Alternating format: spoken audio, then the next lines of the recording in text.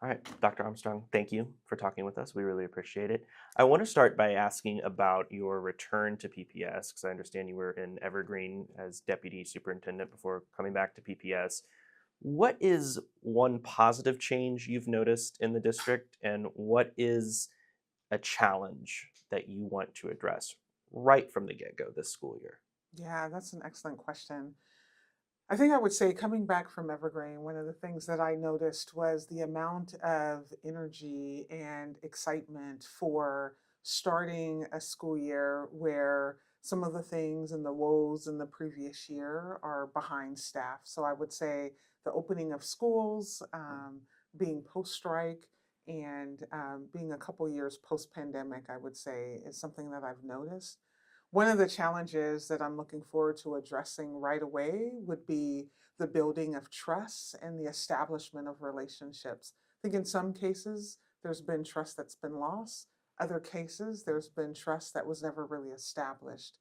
So being able to lean into um, those opportunities to establish strong relationships. Absolutely. And, going off of that, how do you begin this school year then with a district budget that has $30 million less this school year, addressing staff concerns about staff cuts or class or larger class sizes, or even some students' concerns who may have an elective that they loved that isn't there anymore because of changes, staff changes that had to be made. How do you address those concerns? Yeah, I will tell you that budget reductions are hard. And not only do we lose programs, but we lose people.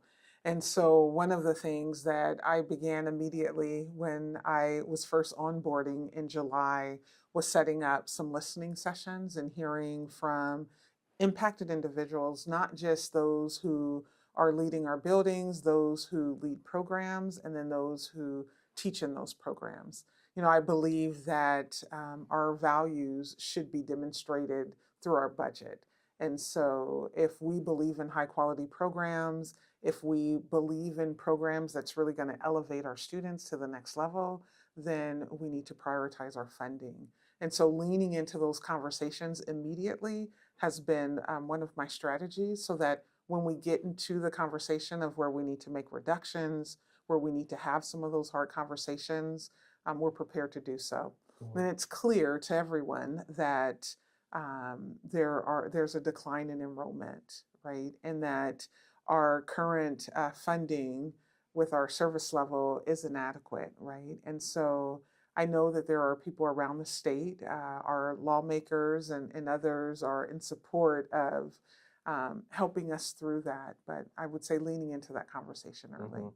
Yeah, I'll ask about state funding in a minute, but you're saying you're having a lot of these listening sessions right Yeah, now with teachers, different staff around the district. yeah. What are you saying to a teacher or a librarian who might come to you and say, "I don't really know what I'm going to do this school year because I just feel like I'm stretched very thin."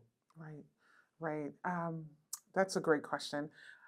I think my first response would be that we have to be able to serve our students and serve them to a high degree with the resources that we have. And I also understand that there are individuals in our district that do not feel like the resources are adequate, but it's our current reality. I think it's the reality not only in the state of Oregon, it's our reality across the United States. But where it pertains to Portland, it's not only what resources do we need to prioritize or other supports that we need to align for our educators and our support staff, but it's about the conversation of what are we going to do next year, right? What are we going to do the year after the decline is scheduled to keep happening? And one of those things, I think it's a call to action in that, right? So, how do we begin to change the narrative of our schools so that our community has the faith and the trust that we want them to have so that they feel comfortable sending their babies to us? I think as students began to return back to Portland, as individuals began to return back to a city that some may have had some feelings about, that's how we began to change that narrative. and change the perspective. I think I would also say to that librarian or to that teacher that is starting the school year concerned about not having enough resources or not having the support is to then lean into the conversation with us about having those conversations that extend beyond our city and happen down in Salem about what we need to be adequately funded at so that we can have a service level that's appropriate for all of our Mhm. learners. Yeah, and I was going to segue right into that with state funding. Yeah. What could you do in your role to help secure more support from the state? What does that look like? We've heard other superintendents make these kinds of remarks about needing more support Yeah. with state dollars for our school districts. How does that happen? Yeah. Well, I think the first move is to be good stewards of the funds that we do have, right? And make sure that we are allocating our funds based on our needs and our priorities. I will tell you that most of our budget, over 80% of our budget, is dedicated towards our personnel and our staffing. And so, and we'll continue in that direction because we need our personnel to be able to lift the learning that needs to happen.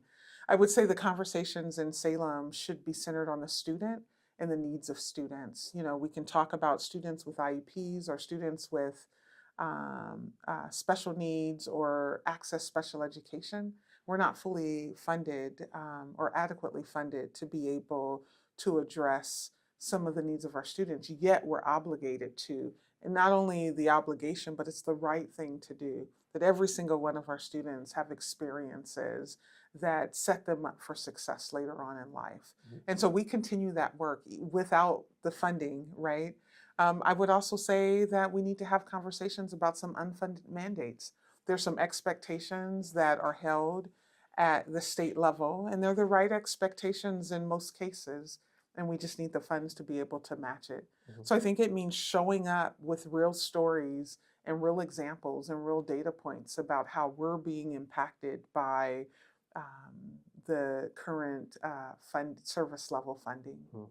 What are some of your other goals looking ahead into your first school year as superintendent? Yeah, well, I will tell you, I am super excited about an initiative that I'll be starting really soon around literacy. I think we're calling it Lift Literacy, and really the belief and the acknowledgement that literacy is a cornerstone to all of the work that is before a student. And so we want to build on the work that's already happening here in Portland. We have some initiatives at the early learning level.